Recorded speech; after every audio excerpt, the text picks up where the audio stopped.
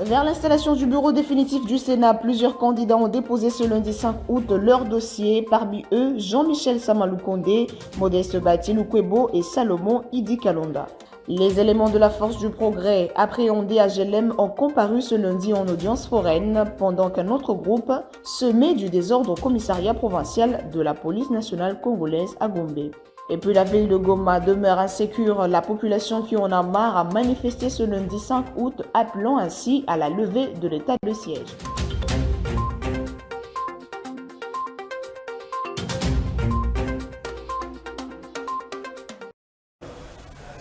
Merci de nous rejoindre pour vous informer, madame, messieurs. Bonsoir et bienvenue à cette grande édition du journal. On commence tout de suite en politique.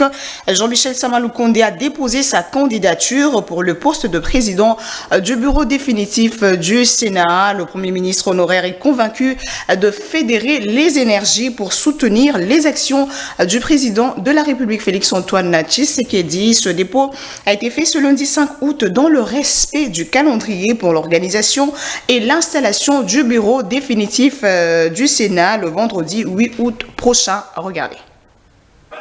Il a déposé sa candidature au poste de président du bureau définitif du Sénat. Le Premier ministre honoraire, qui bénéficie déjà de la confiance du président de la République pour briguer le perchoir du Sénat, n'a pas traîné pour officialiser ses ambitions qui du reste sont légitimes pour ce poste. Après le dépôt de sa candidature auprès de la commission ad hoc, Jean-Michel Sama a rendu un vibrant hommage au chef de l'État à qui il n'a cessé de témoigner sa loyauté.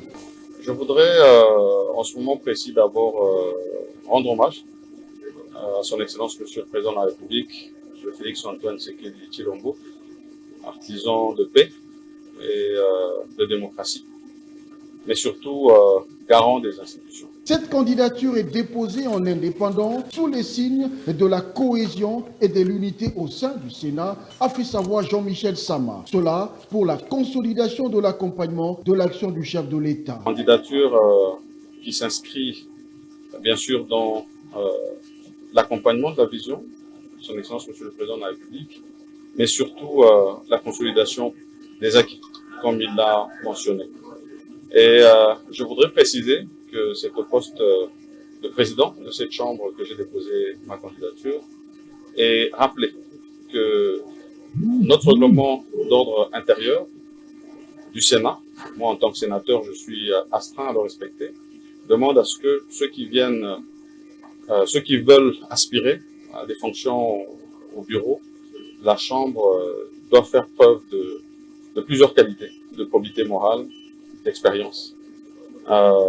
Et je pense que dans le cadre de cette expérience, j'ai apporté à cette chambre, en tant qu'ancien parlementaire, et puis ayant eu l'occasion aussi d'avoir la gestion des questions publiques. L'ancien Premier ministre qui attend les autres étapes de cette élection a remercié les services qui l'ont accueilli et le bureau provisoire du Sénat.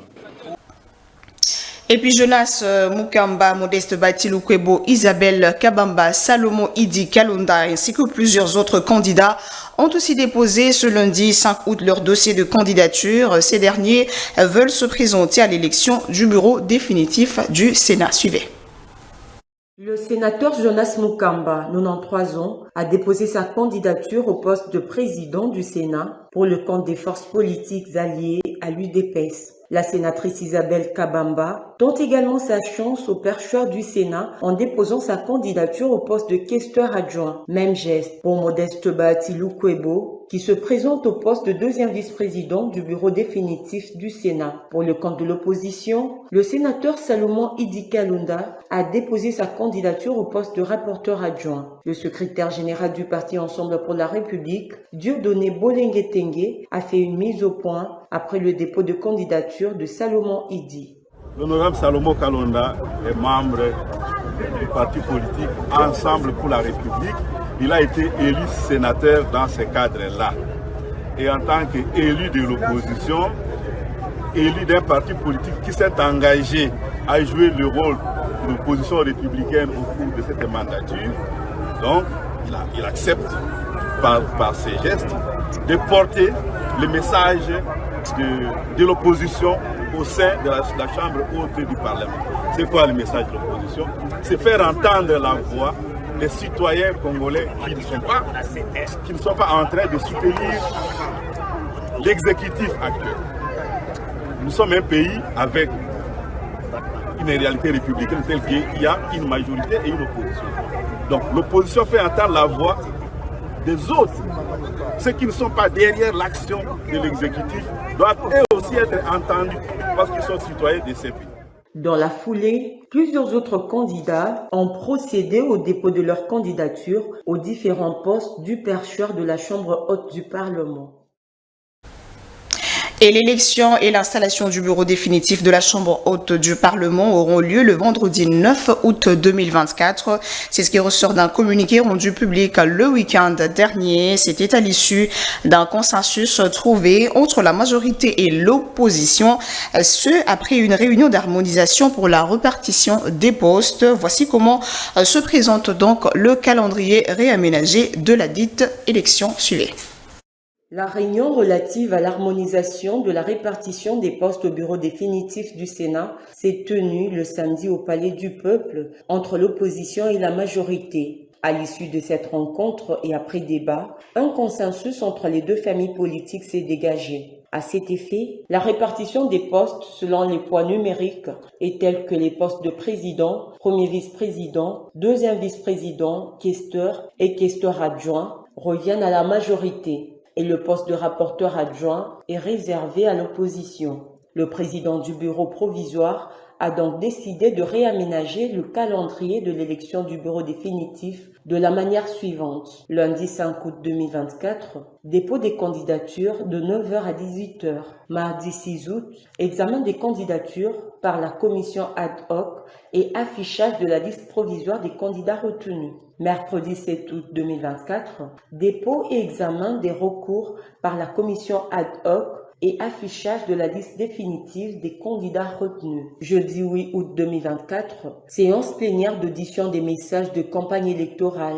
Et vendredi 9 août 2024, séance plénière, élection et installation du bureau définitif du Sénat. On change de chapitre. Le génocide congolais pour de gains économiques, Génocost, commémoré à Kisangani le 2 août dernier, était une occasion de dire non à toute forme de violence en République démocratique du Congo. C'est ce qu'a dit la première ministre avant de quitter la ville martyre de Kisangani. Judith Suminwa avait représenté plutôt le président de la République à cette cérémonie de commémoration des victimes de la guerre imposée à la République démocratique du Congo depuis 1983. Regardez. À Kisangani, la première ministre a été représentée le chef de l'État à la deuxième commémoration du génocide congolais pour les gains économiques Génocost le 2 août dernier. Judith Suminwa a eu le temps de visiter le cimetière érigé en mémoire des victimes de la barbarie ougandaise et rwandaise sur le sol congolais avant de présider la cérémonie officielle devant la mairie de Kisangani. Pour la chef du gouvernement qui a résumé sa visite, il est question de se rappeler de tout. Je suis venue pour représenter le chef de l'État qui devait participer à la cérémonie du Génocost. C'est une cérémonie importante parce que c'est un devoir de mémoire. Nous avons, à travers le pays, eu beaucoup d'exactions. On a perdu des millions de personnes. Et c'est quelque chose d'important de pouvoir s'en souvenir. S'en souvenir pour se rappeler qu'on ne peut pas le permettre encore.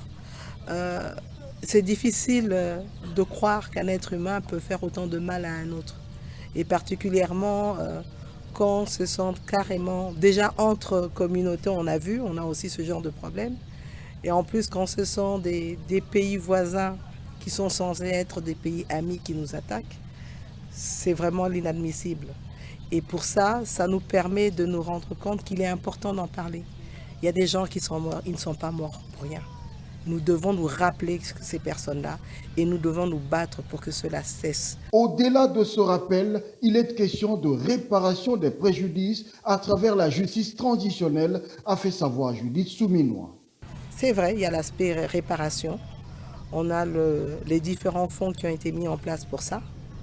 Mais en plus de la réparation, il y a toute la justice transitionnelle qui doit être menée parce qu'il y a nécessité indemniser, réparer et refaire revivre les gens différemment avec l'espoir d'une réinsertion sociale, mais aussi assurer que le pays ne se bloque pas dans cette étape, mais plutôt qu'on évolue pour le développement de notre pays, et c'est ça le plus important. La première ministre qui est rentrée à Kinshasa a eu le temps, avant de quitter Kisangani, de visiter quelques établissements publics de cette ville martyre. La réparation du barrage hydroélectrique de la Tchopo et la relance de construction des maisons préfabriquées à Kisangani au cœur de la visite de la première ministre dans ces établissements publics.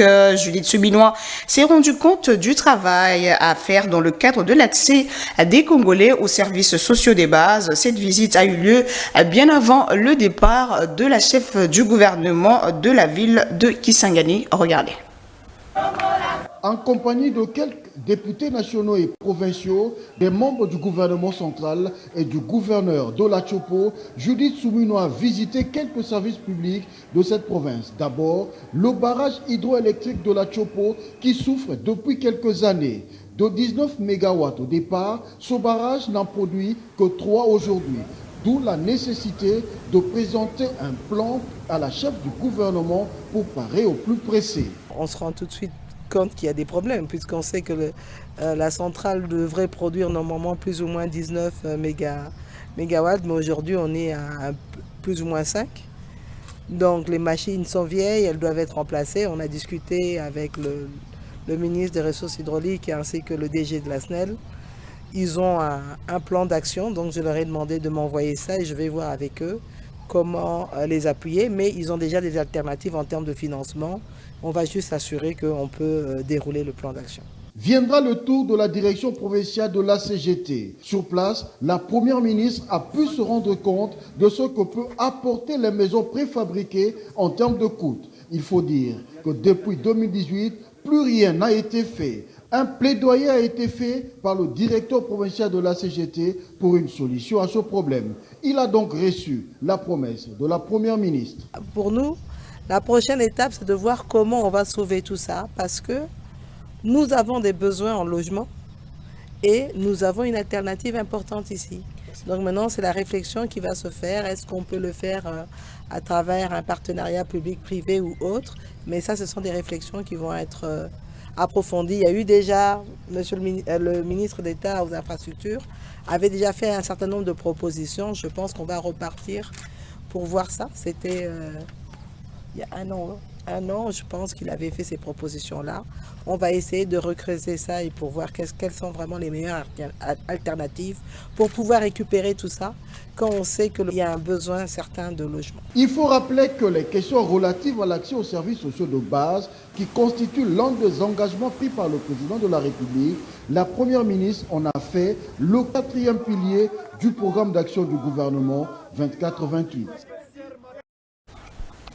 On reste à Kisangani. Les étudiants de cette ville sont appelés à se lever et à comprendre les enjeux du pays. C'est le ministre de la Communication et des Médias, ses collègues déléchus de la jeunesse, éveil patriotique et le vice-ministre de la Défense nationale qui ont fait cet appel. C'était à l'occasion de la campagne Tout pour la patrie lancée la veille devant la mairie de Kisangani. La rencontre avec les étudiants de cette ville a eu lieu à l'université de la même ville. Patrick Isobonge-Sebokuma, reportage. Devant les étudiants des diverses institutions d'enseignement supérieur et universitaire réunis à l'université de Kisangani, le ministre de la Communication et Médias, celui de l'enseignement supérieur et universitaire, la ministre de la Jeunesse et Éveil patriotique, ainsi que le vice-ministre à la Défense nationale ont eu des mots justes pour expliquer chacun selon son portefeuille le bien fondé de cette campagne citoyenne Tout pour la patrie. Celui-ci consiste à renforcer la confiance et le soutien aux forces armées de la RDC pour la récupération et la sécurisation de nos frontières. Ainsi, le porte-parole du gouvernement, Patrick Mouyaya, fera savoir aux étudiants que cette affaire nous concerne tous. Car, va-t-il poursuivre, ce n'est pas une question qui est liée au seul président de la République ou à son gouvernement, c'est une question qui nous lie, nous tous, et dans une ville qui a été meurtrie par la guerre. Aujourd'hui, continuera-t-il, il est important que nous puissions soutenir notre armée dans ses efforts de relance parce qu'elle doit être en mesure non seulement de nous sécuriser, mais aussi de défendre l'unité nationale. Et dans ce travail, explique le ministre, chacun a son rôle, y compris les médias.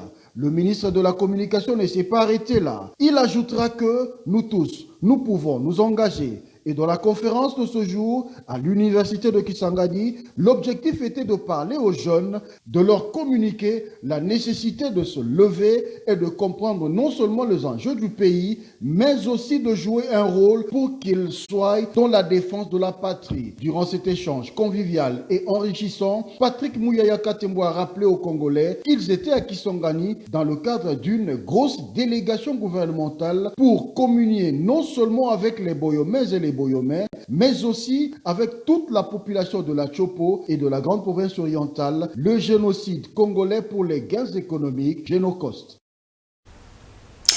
Et puis, relancement de l'opération d'indemnisation des victimes de la guerre de 6 jours entre les Rwandais et les Ougandais sur le sol congolais. Ceci en marge de la commémoration du Génocost à Kisangani. C'est le ministre d'État en charge de la justice, Constant Mutamba, qui l'a annoncé.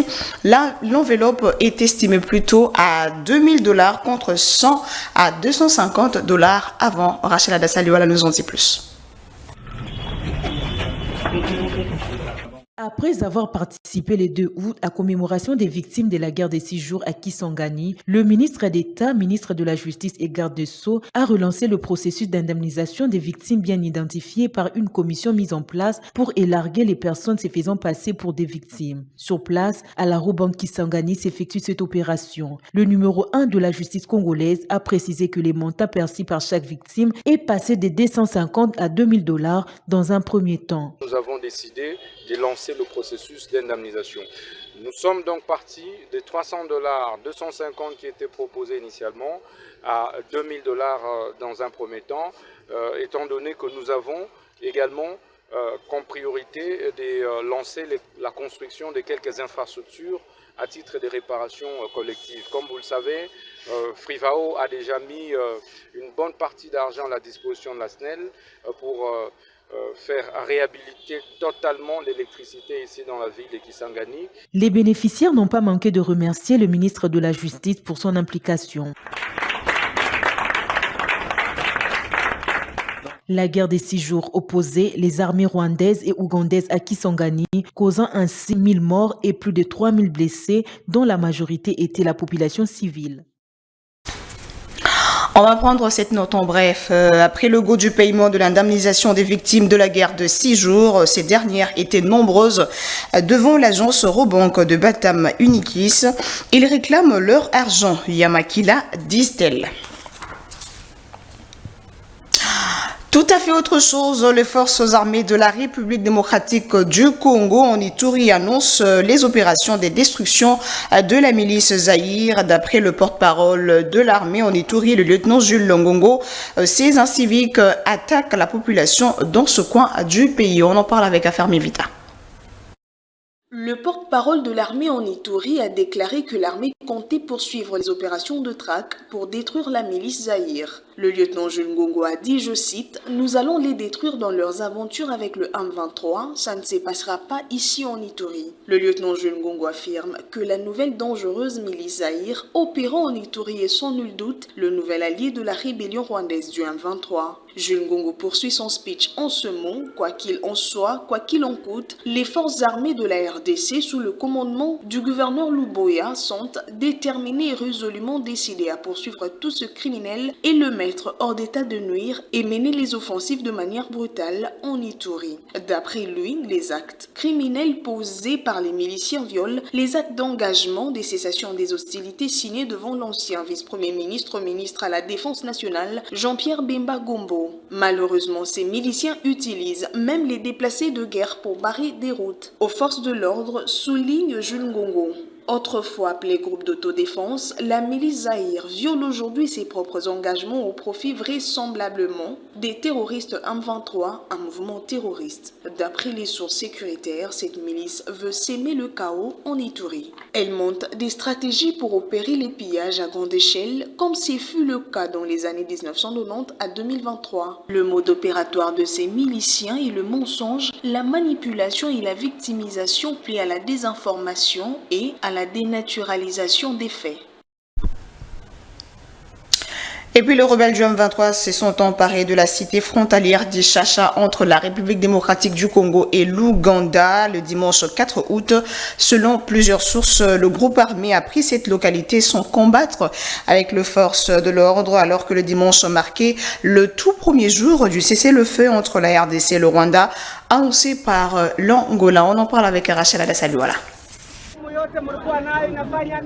La cité frontalière d'Ishasha, dans le groupement des Binza, à 60 km de Rutshuru centre, est tombée entre les mains de rebelles du M23 dimanche 4 août en début d'après-midi. Cette chute intervient après quelques heures de combat ayant eu lieu dans la matinée à Buganza, dernier verrou situé à 12 km d'Ishasha entre le rebelle et les Wazalendo. Selon un activiste local des droits humains, les combattants n'ont pas pu tenir face à l'ennemi qui était visiblement déterminé à prendre Ishasha avant l'entrée du cessez-le-feu à minuit du même jour. À Ishasha comme à Nyamilima, samedi, le M23 est entré sans combat. Les agents de l'État, la police, les services de renseignement ainsi qu'une bonne partie de la population locale avaient déjà traversé la frontière ougandaise samedi lors de la prise de Nyamilima. Dans cette région des Binza, l'armée avait dégarni ses positions depuis plusieurs mois, déplorent les habitants. Ce dernier rapporte que les Wazalendo seuls n'avaient pas la capacité physique et logistique pour faire face à la rébellion. Celle-ci a une supériorité numérique en termes d'hommes et d'armement. Il faut noter que la chute d'Ishasha s'ajoute ainsi à la longue liste d'agglomérations importantes du territoire de Rutshuru occupée par les M23 dans les chefferies des Bouicha et des Bouito. Cette occupation est intervenue à quelques heures de l'entrée en vigueur du cessez-le-feu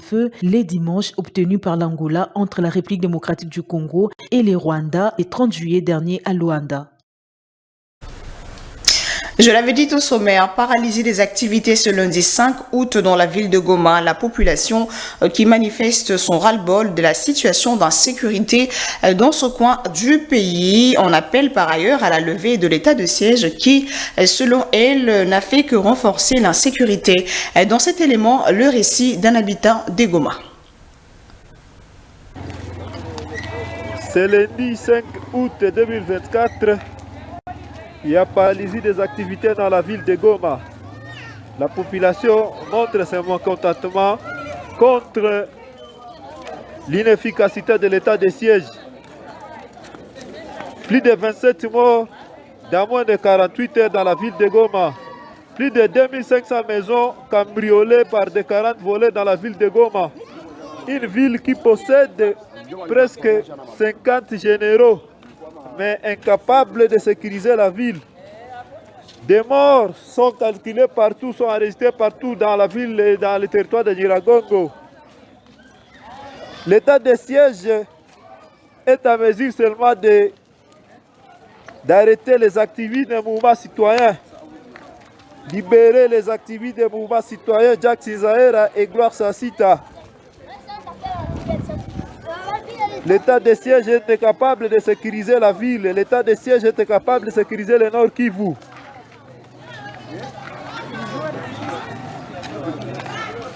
Voilà, l'état de siège a défailli à ses missions.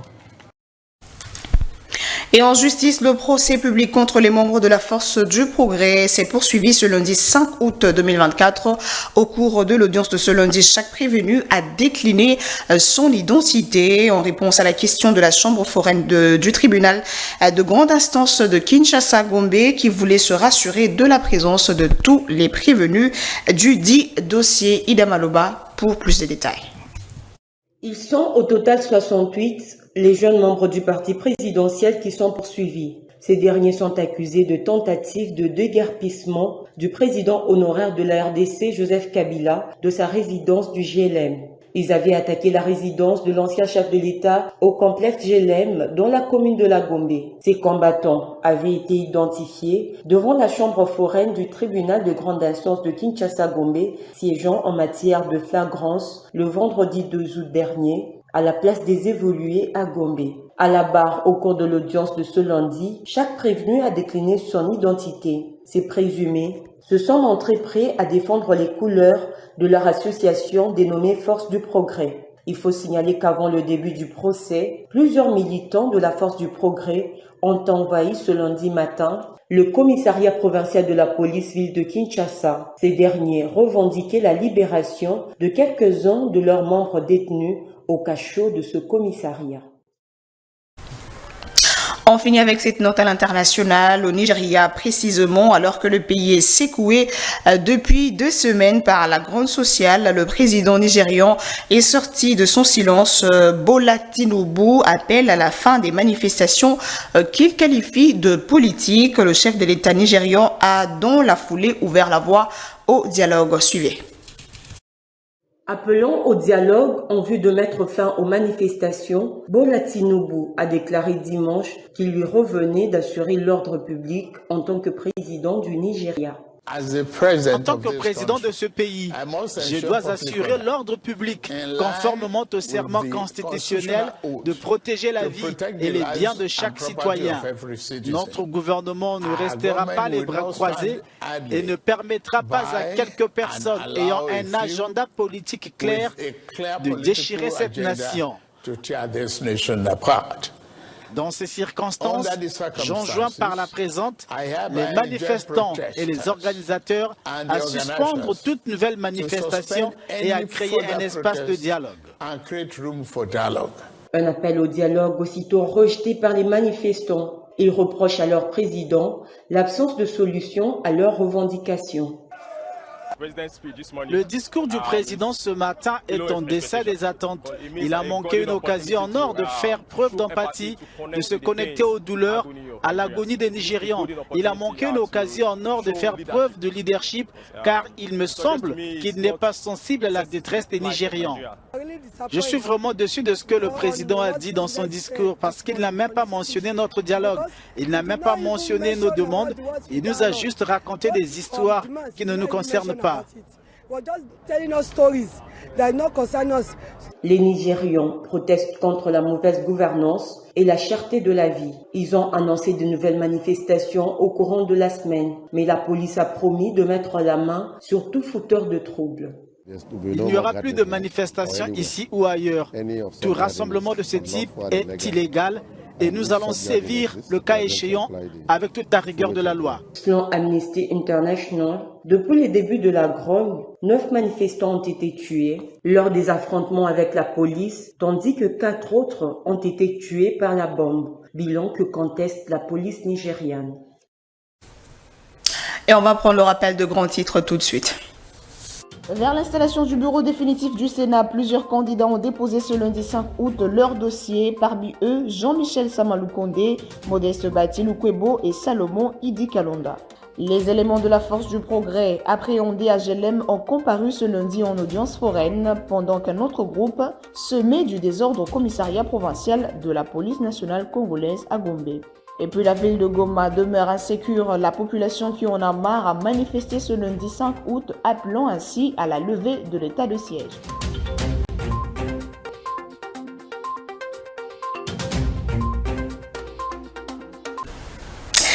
C'était un plaisir de vous présenter ce journal, madame, messieurs. Merci de votre attention soutenue. Au revoir et restez nos fidèles.